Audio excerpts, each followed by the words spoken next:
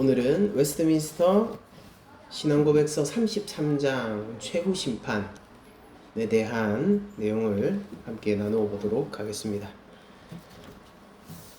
우리가 지난주에 사후 상태와 죽은 자의 부활에 대해서 얘기를 했습니다. 이거 그러니까 32장과 33장은 사실상 같은 사건을 다루고 있는 것이지만 32장은 우리 성도들 그리고 인간의 관점에서 일어날 일에 대한 것을 초점을 맞추고 얘기를 하고 있고, 그리고 33장은 하나님이 하시는 일로서의 마지막 날에 대한 초점을 맞추고 있습니다. 우리가 성경을 보면은, 우리 구약을 보시게 되면은 생각보다 여러분들 구약이요, 내세에 대한 내용에 그렇게 집중하지 않는다는 걸 여러분들 알 수 있어요.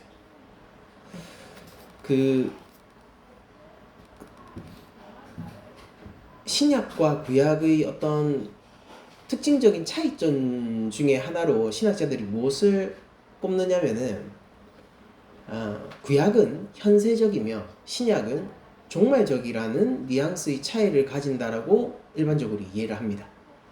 여러분들 그래서 가만히 생각해 보시면은 여러 가지 구약의 사건과 이야기가 여러분들의 머릿속에 있을 거 아닙니까? 그런데 그 사건들 중에서 어떤 사후에 어떻게 될 것에 대한 운명이라든지, 아니면은 하나님이 죽고 난 이후에 우리에게 상급을 마련해 두셨다든지 이런 내용이 떠오르지 않으실 거예요. 구약에서 여러분들 복을 받는다라고 얘기를 하잖아요. 그러면은 살아 생전에 받는 거죠.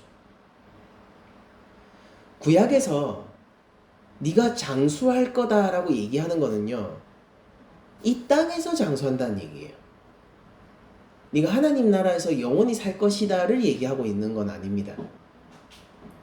자, 그렇게 구약은 인간적인 측면에서 이 땅 가운데서 하나님의 최후 심판 그리고 마지막 날을 설명하기 위한 측면에 전착되어 있다라는 결론을 우리가 그렇다면 내릴 수 있어요.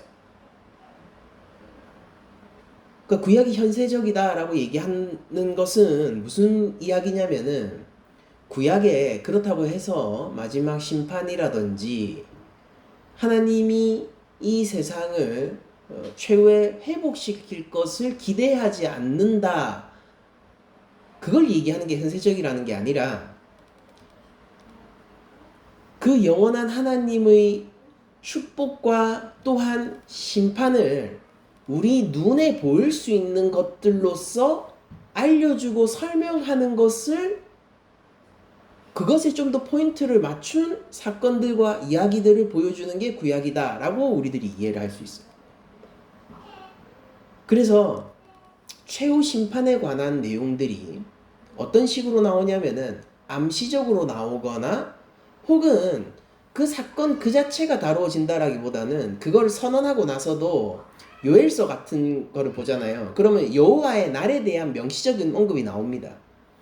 그 소선지서들 가운데서 선지서들 다 포함해서 가장 신약적인 선지서거든요, 요엘서 같은 경우에는. 근데 여호와의 날에 대한 명시적인 언급, 이게 최후 심판 날이에요.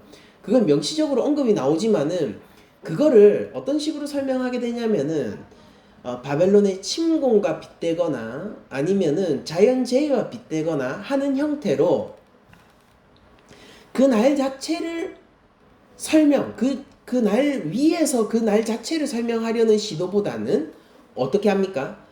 우리들이 잘 알고 있고 그리고 경험하고 있는 세계 속에서, 그리고 실제 뭐 바벨론 침공 같은 것들은 요엘의 독자들이 자기들이 얼마 전에 경험한 일이란 말이에요. 이제 그런 것들을 통해서 설명을 해주기를 원하고 있는 거죠. 그런데 예수님이 오시고 난 이후에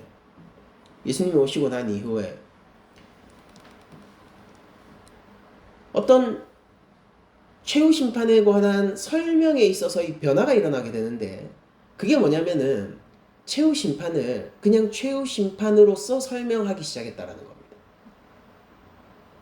그럼 왜 그런 일이 벌어지느냐?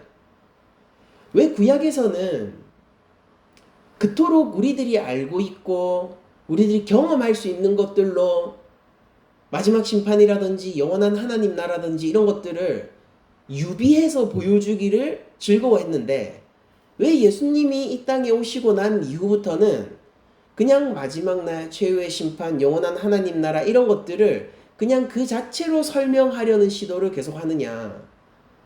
그건 왜 그러냐면은 예수님이요, 실제 최후 심판을 보여주셨기 때문입니다.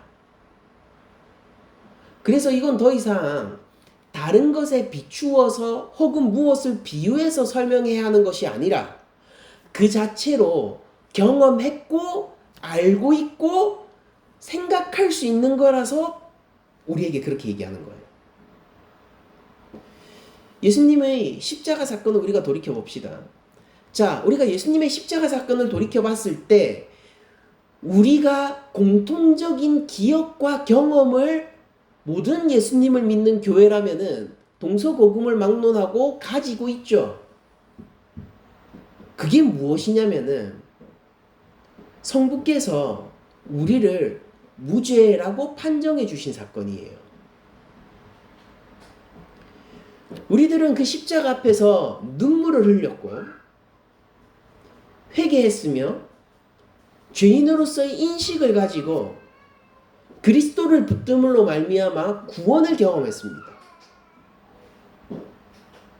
이게 우리의 어떤 경험 세계 속에서 일어난 일종의 구원론적 사건이라면은 이거를 하나님의 법정의 관점에서 보면 어떻게 서술할 수 있을까요? 심판자 되신 하나님은 이 교회를 무죄라고 선언하신 거예요. 내가 너에게 더 이상 너의 죄악을 묻지도 않겠다. 따지지도 않겠다. 미래에 일어날 그 죄에 관해서도 내가 묻고 따지지 않겠다. 왜냐면은 이미 나의 독생자가 너를 위해 값을 치루었기 때문이다.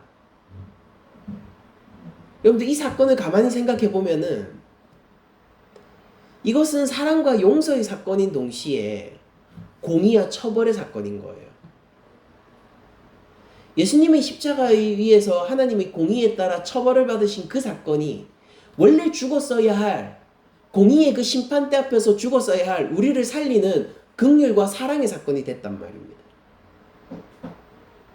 그래서 우리들은 하나님이라고 떠올릴 때, 그분이 우리를 구원하셨다라고 떠올릴 때 그냥 나이브하게 그분은 사랑의 하나님이니까 누구든지 구원해 주시지라고 얘기를 하지 않고 그 보혈의 값을 치르고 나를 구속해 주셨다라고 우리는 고백한단 말이에요. 우리는 그냥 나이브하게 묻고 따지지 않을게가 아니에요. 우리들이 갚을 수 없는 값을 온 우주 세계를 합친 것보다도 귀한, 아니 이 세상의 창조자이신 그리스도의 보혈이라는 값을 지불하고 우리는 구원을 받았단 말입니다. 우리를 구원하신 하나님의 사랑이 한없이 크다면은 그 예수님을 처벌하신 하나님의 공의도 한없이 큰 거예요. 하나님은 어떤 분이십니까? 하나님이 하나님이신 거예요. 그 관점에서 그 십자가 사건 이후로는 더 이상 무언가에 빗대어서 설명할 필요 없이 하나님이 우리 가운데 하신 일을 나중에 확정적으로 고정하실 거야를 설명해 주면은 이제 마지막 심판에 대한 내용이 되지 않습니까? 그래서 신약으로 넘어가면은 종말론적인 심판의 이야기들이 아주 전면에 나서서 설명되기 시작하는 겁니다. 그리고 아이러니하게 여러분들 이 구약도 그 서술함에 있어서는 현세적이지만은 실제 정신적으로 구약이 추종하고 있는 건 뭐냐면 종말적 정신이에요. 왠지 아십니까? 여러분, 하나님이 첫 세상을 만드시고 인간에게 처음 약속하신 게 뭔지 아세요? 소망, 첫 소망 주신 거. 그게 뭐냐면 뱀의 머리를 밟을 여인의 후손을 기다려라예요. 향후 뱀의 머리를 밟을 자가 너희 가운데 여인의 후손으로 인카네이션 성육신해서 올 거다 라고 얘기를 했단 말이에요. 하나님이 그게 주신 첫 번째 소망이에요. 우리 그거를 원시 복음이라고 얘기하죠. 가장 오리지널한 복음, 원시 복음이라고 얘기하지 않습니까? 그 이야기는 예수님의 초림 이후에도 우리를 붙들고 있어서 우리가 뱀의 머리를 밟을 여인의 후손을 최종적으로 기다리고 있죠. 그러니까 지금 예수님의 초림과 재림 사이를 살아가는 우리들은 두 가지의 중첩 상태 가운데 있는 것입니다. 첫 번째는 뭐냐면은 일종의 최후 심판을 경험한 상태예요. 최후 심판 가운데 우리는 어느 편이었습니까? 양이었어요? 염소였어요? 양입니다. 그 경험했다고요. 내가 양의 경험을 가진다는 건 뭐냐면은 내가 실제 염소의 무리에 끼지 않아도 그 염소 그룹이 어떻게 벌을 받고 비참해질지를 알 수 있다라는 소리예요. 당연한 거죠. 여러분들 법정에서 치열한 공방을 하다가 법정 공방을 하다가 여러분들이 무죄라고 선언을 받게 되면은 3심에서 여러분들 무죄라고 선언을 받았다 칩시다. 그러면은 어떻게 되겠습니까? 마음이 기쁘고 너무 즐거웠지 않겠습니까? 그러면은 우리가 상상할 수 있어요. 여러분들 거기서 너 10년형, 15년형 억울하게 징역을 맞게 되면은 이 기쁨만큼 절망하는 게 그 형량의 절망이겠죠. 벌금으로 다투던 자들은 벌금이 면제돼서 기쁘긴 하겠지만은 10년형을 면제받은 사람보다는 기쁘지 않을 거 아니에요. 15년형을 받은 사람보다는 기쁘지 않을 거 아니에요. 무기징역을 받은 사람보다는 기쁘지 않을 거 아니에요. 사형을 받는 사람보다는 기쁘지 않을 거 아닙니까? 영벌에 처해지는 것에서 구원한 그 영생을 얻은 자들은 그럼 그 기쁨의 크기가 얼만큼이겠으며 우리가 상상할 수 있는 형태로 영벌의 괴로움과 비참함이 무엇인지 미루어 짐작할 수 있지 않겠습니까? 그게 무슨 뜻인지 아시겠죠? 제가 얘기를 하다 보니까 뭔가 중간중간 좀 서술이 조금 서툴렀는데 요를 확실하게 여러분들 짚으셨을 것이라고 믿습니다. 이게 어려운 내용은 아니니까. 근데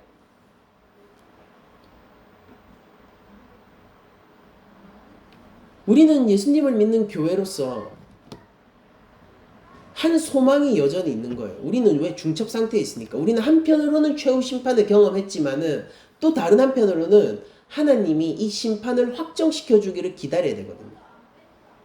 이게 이미 그러나 아직이라고 부르는 우리 개혁주의의 종말론이지 않습니까? 우리 하나님 나라 백성입니까? 이미? 그렇습니다. 그러나 또 동시에 하나님 나라의 도래를 기다리고 있습니까? 하나님 나라의 완성을 기다리고 있습니까? 또 동시에 그렇습니다. 우리는 하나님 나라의 백성입니까? 이미? 그렇습니다. 그러나 아직 하나님 나라의 백성이 되기를 또 한편으로는 기다리고 있지 않습니까? 이런 중첩 상태 속에서 우리들이 살아가고 있는 것인데 이미 그러나 아직의 긴장 속에서 우리들의 삶은 진행되고 있는 것인데 이 역사도 그런 차원에서 진행되고 있는 것인데 여러분들 우리가 임의의 관점에서 보면은 이미 우리 하나님의 백성이고 우리가 이미 구원받았다라는 관점에서 보면은 여러분들 최후 심판 하나님이 최후 심판을 하신다는 건 우리에게 어떻게 작용하겠습니까? 이건 아직 이루어진 일은 아니지만은 우리가 기반 없이 아무런 기초지대 없이 그냥 그날을 바라보고 있는 게 아니에요.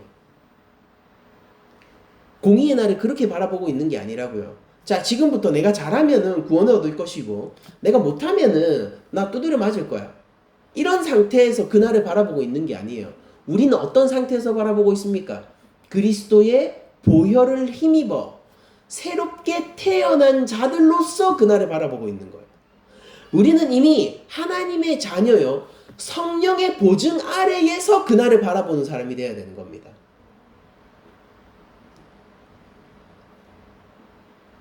우리 교회잖아요.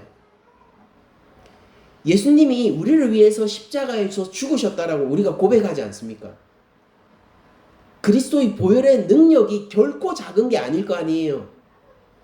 무르거나 취소되거나 좀 아닌 것 같아, 그냥 넌 좀 더 채워와 라고 하나님이 그렇게 나중에 마음을 바꾸실 것도 아니지 않습니까? 그리스도의 보혈을 힘입은 자들이라고요. 우리는 구속받은 자들이라고요.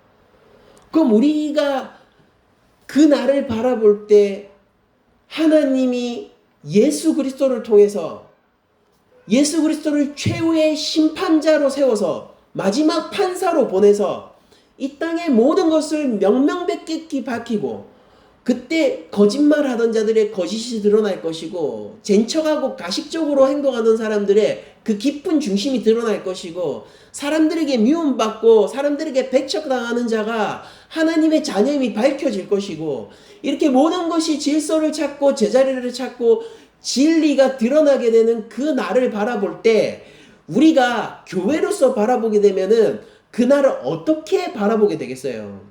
소망하게 된단 말이에요. 그날이 있는 것 때문에 우리가 오늘 살 수 있는 거란 말입니다. 그날이 있으니까 오늘 우리가 살 수 있는 거예요. 그날이 없으면은 이 하염없는 인생을 어떻게 버팁니까? 누구도 자신 있게 살아가지 않는데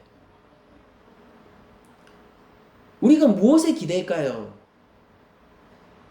내일이면 잘할 수 있을 거라는 내 자신에게 우리가 정말로 모든 것을 걸 수 있습니까? 영벌과 영생의 문제를 우리 자신 스스로에게 걸 수 있냔 말이에요. 그렇게 자신 있게 나올 수 있는 사람은 없을 거예요. 만약 그런 사람이 있다면 스스로도 속이고 있는 사람이겠죠. 불가능하니까. 우리는 무엇을 소망으로 가져야 합니까? 하나님이 예수 그리스도를 통해 그분에 의해 이 땅을 심판하실 거야에 우리가 모든 걸 걸어야 되는 거예요.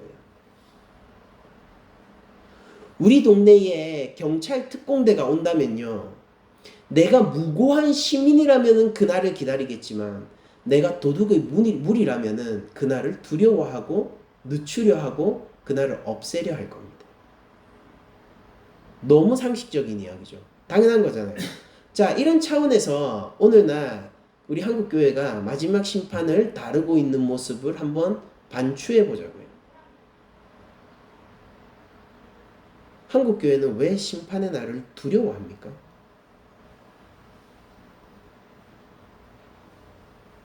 우리가 아직 교회가 아니면 하나님의 자녀가 아니기라도 하다라는 소리입니까? 선교단체들 왜 모든 것이 회복되고 모든 것이 제자리를 찾고 악한 것은 치워질 것이고 선한 것은 서게 될 그날을 가지고 그리스도의 신부들을 협박합니까? 얼마 남지 않았다, 얼마 남지 않았다, 곧이다, 마지막 때다 라는 말로 왜 그들의 재산을 갈취하려 하고, 왜 창창한 미래를 가진 청년들을 선교사의 사명이 없음에도 불구하고 선교사로 불러 세워 그들이 하지 않아도 될 경험과 하나님이 소명이 없는 자리로 그들을 몰아가는 겁니까? 왜 이 마지막 심판이라는 것을 통해서 우리의 소망을 버리고 하나님의 소망으로 이동하는 것이 아니라 그 자신 스스로 마지막 날에 버틸 만한 소망을 가지라고 종용하고 있는 겁니까? 순결한 신부가 되어야 돼. 정결한 신부가 되어야 돼. 왜냐면 하나님이 마지막 때 모든 걸 심판하실 거거든. 너희가 예수님이 다시 오실 때에 심판받지 않으려면, 여러분 이게 무슨 말인지 아세요? 그리스도의 순결한 신부를 창녀로 모독하는 이야기예요.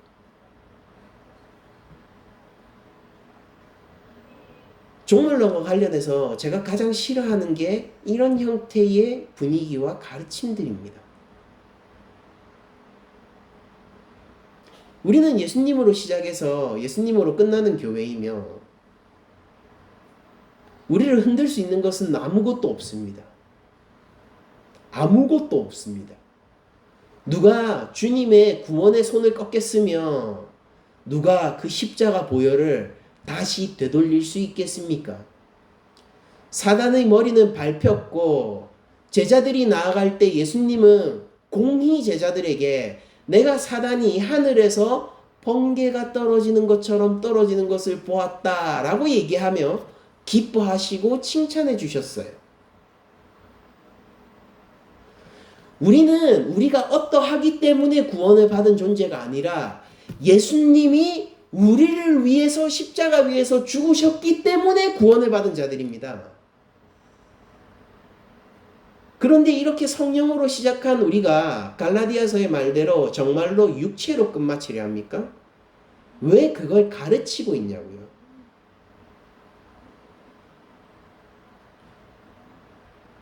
마지막 심판이 있습니다. 하나님이 도둑질 잡아 넣을 거예요. 괜찮은 소식 아니에요, 그러면은? 우리 하나님 백성이잖아요. 하나님이 마지막 때 오셔가지고요, 예수 그리스도를 그 모든 권세를 준, 자신의 심판 모든 권세를 준 최후 재판장으로 세우셔서 모든 사람의 중심을 낱낱이 밝혀서 하나님 외부에 있는 자와 하나님 안에 있는 자를 가를 거예요. 알곡과 가라지가 분리될 것이고 가라지는 창고로 아니죠. 알곡은 창고로 죄송합니다. 가라지는 불태워질 거란 말입니다. 그러면은 그 얘기를 들었을 때 우리는 환호해야죠. 그런 날이 없으면 안 되잖아요. 오히려 우리의 소망은 뭐냐면 오늘 예수 믿기 힘들고 고난 가운데 혹은 스스로에게도 실망해서 무너져 있는 그때에 우리의 소망이 되고 우리를 세우는 게 바로 주님이 오신다는 그 사실이 되어야 될 거 아닙니까? 그래서 계시록을 보면은 20장에 이렇게 기록되어 있는 거잖아요. 내가 속히 가겠다. 아멘. 주 예수여 오시옵소서. 왜 오라고 하는 겁니까? 1차 독자의 시선에서 읽어봅시다. 요한계시록 1차 독자는 소아시아 7교회를 중심으로 한 로마 교회 전역에 로마 전체에 퍼져 있는 박해받던 실제로 순교하던 교회, 그들이 1차 독자 아니에요. 그들이 이 문서를 보면서 그 하나님의 말씀을 보면서 함께 아멘 주 예수여 오시옵소서 라고 기도했단 말이에요. 왜 그렇게 했습니까? 자기들은 로마 편이 아니라 예수님 편이니까.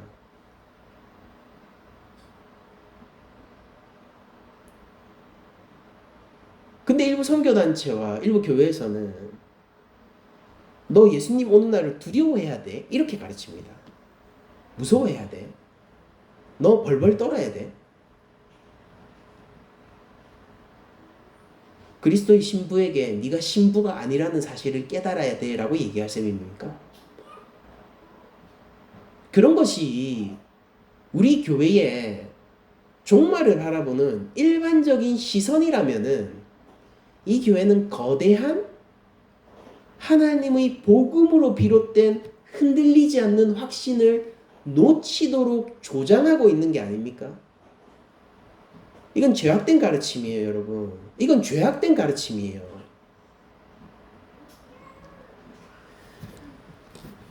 적어도 우리 낮은자리 교회에서는 주님이 오신 날을 생각할 때에 우리를 세우고 우리의 마음을 북돋우고 고난과 역경 가운데에서도 다시 힘을 솟는 가르침으로 우리는 받을 것입니다. 이 교리를. 우리들은 하나님 외인으로서 받는 것이 아니라 하나님의 자녀로서 이 교리를 받을 거예요. 우리는 육신의 부활을 소망하며 주님이 오실 것을 기대하며 주님과 함께 살 날을 기대할 것입니다. 우리는 흔들리지 않을 거예요. 왜냐면은 우리는 스스로를 포기한 사람들이거든요. 우리의 소망이 우리한테 있는 사람들이 아니거든요. 우리의 소망이라고 해봤자 오직 예수 그리스도에게밖에 없는 자들이거든요. 그래서 그 주님이 다시 오신다는 사실에 기뻐하며 그날이 있기를 지금이라도 속히 오시기를 소망하는 자들이거든요. 교회 여전히 많은 사람들이요, 자기가 무슨 대단한 비밀을 아는 것처럼 20년 남았다, 30년 남았다, 마지막 때다, 이런 얘기들을 하고 다니는 것을 공공연히 봅니다. 여러분들, 도둑같이 온다는 그 말을, 예수님의 그 가르침을 무시할 셈이에요? 그렇게 하고 있으면 오히려 안 오는 거예요. 무슨 말인지 아십니까? 오히려 어느 때가 더 가까운 때냐면은, 아, 진짜 안 올 것 같은데 그때 오신다고요. 그때 오신단 말이에요. 모든 사람들이 방만해지고 죄가 관용하고 넘치고 넘쳐 하나님을 잊어버리고 교회는 타락하고 정말로 이 땅에 남은 양심이 없을 때에 하나님 뭐야? 라고 할 때 오시는 게 예수님의 재림이 되는 게 아니겠습니까? 그러니까 무슨 비밀을 안다는 거예요? 성경을 알기나 하는 거예요? 어디서 들은 겁니까 그거는? 꿈에서요? 꿈속에 나타난 하나님은 자신의 특별 계시로서의 성경과 다른 말을 하시는 하나님입니까? 몇 년 남았대요. 몇 월 며칠 찍는 건 이제 트렌드 지나갔죠. 다미성교회 이후로. 그 몇 년 남았대. 몇 년 남았대. 제가 그거를 미루는 걸 지금 몇 번째 본지 아십니까? 제가 어릴 때부터. 지금 왔어야 돼요, 예수님. 제가 어릴 때 들었던 그 설교에 따르면은 그 선교사님 와가 얘기한 거 있단 말이에요. 그 지금 왔었어야죠. 지금 예수님 안 오네요? 너무 당연하죠. 왜냐면 아직도 이 땅에는 구원받아야 할 영혼이 남아 있거든요.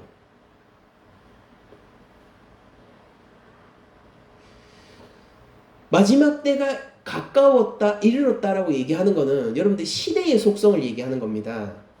이 물리적인 시간의 개념이 아니에요. 그러니까 이렇게 물어볼게요. 여러분들 지금 예수님 와도 상관없어요? 상관없잖아요. 예수님 와서 심판할 게 남아 있습니까? 넘치죠. 예수님이 바로잡고 회복해야 될 게 넘칩니까? 넘쳐나죠. 지금 당장이라도 오셨을 때에 사람들이 이렇게 얘기할 수 있어요. 아니, 왜 조금만 더 시간을 주시지 않았습니까? 라고 우리 인류가, 아담 공동체가 얘기할 수 있습니까? 없죠. 그 측면에서 주님은 오늘 오셔도 이상하지 않아요. 근데 오늘 안 왔다는 건 무엇을 보여주는 거냐면은 하나님의 오래 참음이 얼마나 인내심이 깊은지를 보여주는 하루인 것입니다. 근데 사람의 마음을 마지막 심판이라는 말을 통해 가지고 협박하고 두렵게 해서 그들을 움직이게 만들고 그들의 재산을 갈취하고 그들의 청춘을 열정페에 쏟게 하고 그들이 다른 생각을 하지 못해서 하나님이 지은 자기 자신대로 살아가야 하는데 그 길을 막아버리는 무수히 많은 가르침들이 하나님의 헌신이라는 말로 한국교회 선교단체들에서 반복되고 있단 말이에요. 그리고 여러분들 잘 생각해 보세요. 바리새인들은 전 세계에서 자기들만큼 하나님께 헌신하는 사람들이 없다라고 생각했어요. 예수님의 제자들 우습죠. 거기 셀이 있고요. 우습잖아요. 예수님의 제자 중에 세리가 있어요. 삭개오랑 밥을 먹고요. 기껏 해봐야 어부 하던 애가 수제자래요. 그 얼마나 우습습니까? 바리새인들은 확신했단 말이에요. 우리보다 하나님께 헌신하는 자는 없다라고 생각했단 말이에요. 그래서 감히 유대인이 될 수도 없고 더군다나 감히 바리새인이 되는 것은 훨씬 어려운 일이라고 생각했단 말이에요. 그런데 까놓고 보니까 어떻게 됐습니까? 모든 걸 헌신한 사람은 그들이 아니라 베드로였어요. 예수님을 쫓았거든요. 모든 걸 버리고. 까놓고 보니까 니고데모의 못난 순간은 언제였냐면은 몰래 예수님 밤중에 누가 볼까봐 찾아왔던 순간이었고요. 니고데모가 가장 빛나던 순간은 언제냐면은 제자들마저도 도망갔는데 로마 행정관 앞에 서서 예수의 시체를 돌려달라고 요구했던 순간입니다. 그 같은 니고데모의 삶의 행적이란 말이에요. 우리는 어떤 방식으로 헌신을 하겠습니까? 우리는 어떻게 심판을 기다리겠습니까? 명백하죠. 우리는 예수님을 쫓는 거예요. 예수님을 쫓는다는 건 목사가 된다는 뜻도 아니고 선교사가 된다는 뜻도 아니고 재산을 모두 헌금한다는 뜻도 아닙니다.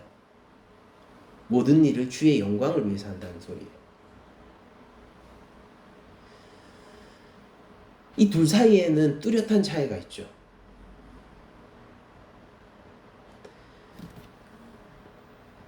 우리는 소망이 있는 자들이며 이 소망을 꺾을 수 있는 건 이 세상 그 무엇도 없다는 것을 다시 한번 선포합니다.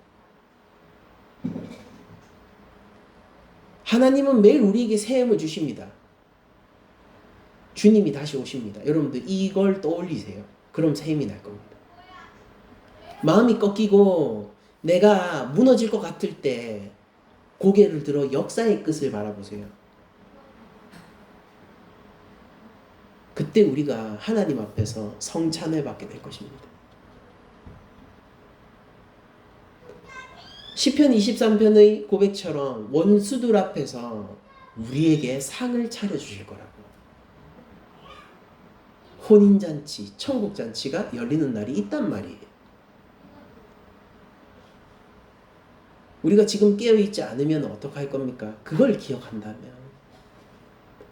왜 10신부 가운데서 5신부는 기름을 준비해 놓았고 5신부는 지금은 아니겠지 하고 가만히 기다리고 있었을까요? 명백하지 않습니까? 진짜 신랑을 사랑하고 소망하는 애들은요 기름 준비하고요 별로 뭐 오든지 말든지 그 딱 기간 어떻게 맞추지? 뭐 징조가 있겠지. 이랬던 애들은 기름 준비 안 하는 겁니다. 지금 우리가 주님을 사랑하고 있다면은 그러면은 마지막 심판의 날은 우리에게 소망인 것입니다. 기도하고 바라는 바요. 하나님의 영광이 드러나기를 소망하는 날이 마지막 심판의 날 아니겠습니까? 뉘앙스를 바꿔야 돼요. 완전히. 심판이 두려운 날인가? 두려운 날이에요. 그걸 어떻게 하냐고요? 그러니까 거지 나사로가 아브라함의 품에 안겨 그쪽을 바라보며 얼마나 고통스럽고 힘들겠구나를 그 부재를 바라보면서 깨닫지 않습니까? 마지막 날 두려운 날이라고 알아요. 그러니까 너무나도 두렵겠죠. 어떻게 합니까? 우리는 이 기쁨과 감사에 비추어서 알아요. 우리에게 있는 구원을 박탈당한다고 생각해 보세요. 우리와 동행하시는 하나님이 우리를 버린다고 생각해 보세요. 영원히 확정적으로. 우리를 이끌어 가시는 성령님이 이제 우리와 관계없다라고 딱 손을 놓는다고 생각해 보세요. 영원히 확정적으로. 심판이 두렵냐고요? 두렵다는 걸 알아요. 근데 그 두려움이 우리의 것입니까? 우리의 것은 아니에요. 그런 두려움이 우리를 경계하게 합니까? 죄로부터 멀어지게 합니까? 그렇게 돼요. 그러나 두려움 때문에 우리가 꺾일 이유는 없어요. 왜냐하면 마지막 심판은 기본적으로 소망이요 희망이기 때문입니다. 교회에게라면 말입니다.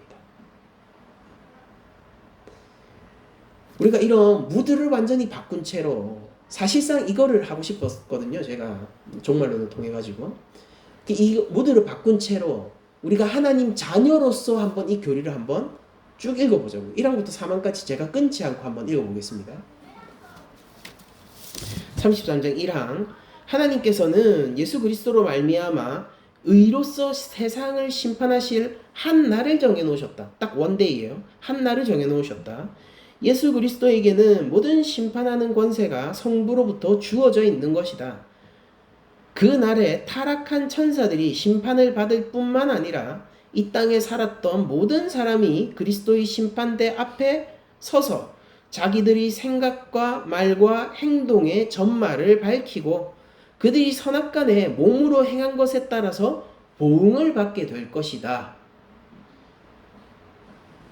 이 보응이라고 얘기하는 것은 32장에 비추어 봤을 때 영원한 생명 가운데 새 몸을 얻게 되거나 영원한 버림과 고통 가운데 영벌을 받게 되거나 둘 중 하나겠죠. 자, 2항을 보겠습니다. 하나님께서 이 날을 최후 심판의 날을 정하신 목적은 택함 받은 자들을 영구히 구원하여 그의 자비의 영광을 나타내며 사악하고 불순종하는 버림받은 자들을 정죄하여 그의 공의의 영광을 나타내시기 위함이다. 그러니까 두 가지 측면이 있는 거죠. 구원하심으로써 자비의 영광을 나타내는 것, 그리고 처벌하심으로 불순종하는 자들을 정죄하심으로 공의의 영광을 나타내는 것. 그러니까 최후의 심판은 누구를 위해서 있는 겁니까? 하나님 영광을 위해서 있는 거예요. 하나님 영광을 위해서. 하나님이 자신의 영광을 드러내실 때 그로 말미암아 우리는 구원을 얻는 것입니다. 그때로부터 의인은 영원한 생명에 이르게 되며 주 앞으로부터 오는 충만한 기쁨과 유쾌함을 기쁨과 즐거움이죠. 기쁨과 즐거움을 얻게 될 것이나 하나님을 알지 못하고 예수 그리스도의 복음에 순종하지 않는 사악한 자들은 영원한 고통 가운데 던져져 주 앞으로부터 그리고 그의 능력의 영광으로부터 오는 영원한 파멸로 벌을 받을 것이기 때문이다 라고 얘기를 합니다. 그래서 여러분들 생각해 보시면은 이게 우리에게 오는 충만한 기쁨과 즐거움도 주 앞에서 오는 거고요. 주님 앞에 서서 판결받는다 그 말이죠. 영원한 고통도 영벌도 누구 앞에서 오는 겁니까? 주 앞에서. 그럼 중요한 건 뭐냐면은 주님은 변함없으시고 기준은 선명하며 하나님의 영광은 드러나요. 이 모든 것이 상수입니다. 변수는 딱 뭐가 있어요? 우리가 의인이냐 우리가 악인이냐 그것만 변수예요. 스스로의 마음을 점검하고 신부로서 주님을 바라봅시다. 교회여야 해요. 우리 지금 하나님 자녀여야 돼요. 지금 예수님 믿고 있어야 돼요. 덜이 노하시고 인자와 자비가 풍부하시며 오래 참으시는 그 하나님의 인내를 시험하는 자가 되지 맙시다. 3항 읽도록 하겠습니다. 장차 심판날이 있으리라는 것을 그리스도께서 우리에게 확실하게 확신시키고자 하셨던 것은 모든 사람들이 죄를 멀리하게 하고 경건한 사람들이 역경 가운데 있을 때 큰 위로를 받게 하시기 위함이었다. 이렇게 고백하고 있죠. 이게 최후 심판 교리의 유익입니다. 우리에게 이 심판날을 알리시고 우리에게 최후 심판에 대한 가르침을 주신 이유는 그로 말미암아 우리가 죄에서 멀어지도록 하는 효과를 가지게 하고 또한 우리들이 예수님을 믿고 따르는 이 제자의 길 위에서 어려움과 고난과 역경이 있을 때에도 도리어 위로를 얻고 힘을 내게 해서 끝까지 그 마지막 골인으로 가게 하기 위해서 이걸 알려주셨다 이겁니다. 그러니까 하나님의 의도적인 스포일러죠. 여러분들 자문에 따르면은 여러분들 우리는 미래를 알지 못하는 것이 하나님의 축복 가운데에서 미래를 알지 못하는 무지의 선물을 받았거든요, 우리가. 근데 하나님이 왜 그 약속의 선물을 깨고, 약속의 선물은 아니죠. 그 선물을 깨고 왜 마지막 날만은 최후의 그 한 날, 원데이, 그 한 날만은 우리한테 스포일러 해주셨냔 말이에요. 힘내라고. 내 새끼들 꺾이지 말라고. 너 가기만 하면 금메달이니까 꺾이지 말라고. 우리를 사랑하시는 하나님의 마음을 성도들을 협박하는 도구로 쓰는 자들은 하나님 앞에서 반드시 책임져야 할 겁니다.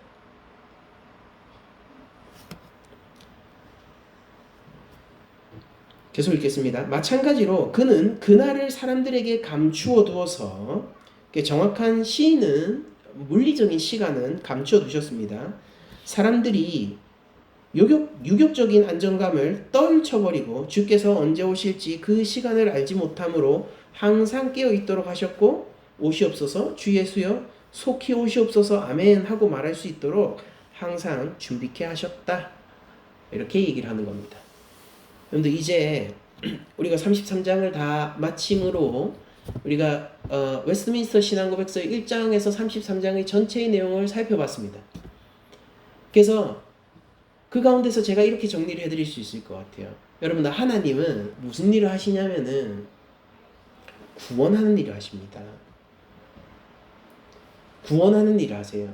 그러니까 여러분들 웨스트민스터 신앙고백서 보고 여러분들 하나님이 하시는, 성경이 얘기하고 있는, 그리고 이 신앙고백서가 파악하고 있는 하나님이 하시는 우리 가운데 가장 중요한 일을 여러분들은 뭐라고 고백하시겠습니까? 구원하시는 일이에요. 하나님은 우주의 질서를 잡고 계시는 활동도 하시죠. 하나님은 민물과 썰물의 때를 맞추시고, 하나님은 이 역사가 완전히 타락하지 않도록 억제하시는 역할도 하고 계십니다. 근데 만약에 하나님이 하시는 일을 가장 중요도에 따라서 우리 가운데 일어난 일 가운데 하나님이 하신 일을 가장 중요한 거 하나만 콕 집어서 얘기하라고 하면은 그거는 구원의 일이에요. 그 구원의 일이 모두가 핑계할 수 없는 그 자리에서 확정되는 날이 올 겁니다. 지금 구원받아 살고 있는 우리들은 이 구원이 이끄는 이 길 밖을 벗어나지 않고 그 역사의 스포일러의 마지막 날을 향해서 가고 있는 거예요.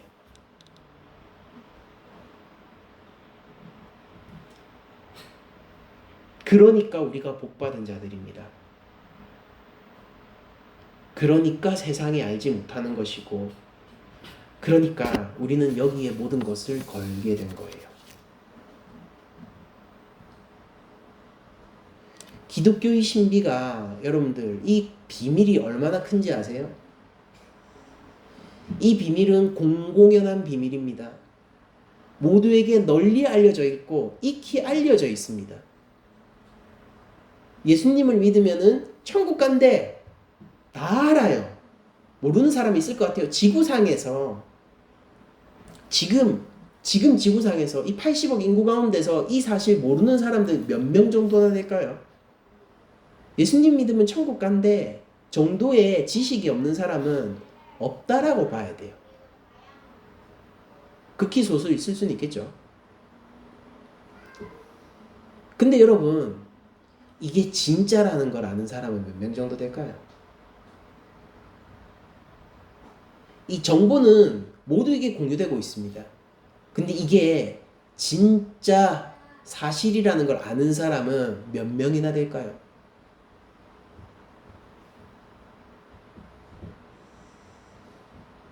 우리는 이 비밀을 가지고 있고 공유하고 있는 자들 아닙니까? 그러니 이 최후 심판을 바라보시며 우리가 항상 감사합시다. 우리가 즐거워하고 우리가 꺾이지 맙시다. 바울 사도의 동료처럼 우리가 저 표대를 향해 달려갑시다. 우리는 죄와 싸울 것이고 우리는 주 예수 그리스도의 그 골고다 언덕을 각기 제 십자가를 지고 끝까지 따라갈 것이며 마침내 우리 구주의 얼굴을 보고 말 것입니다.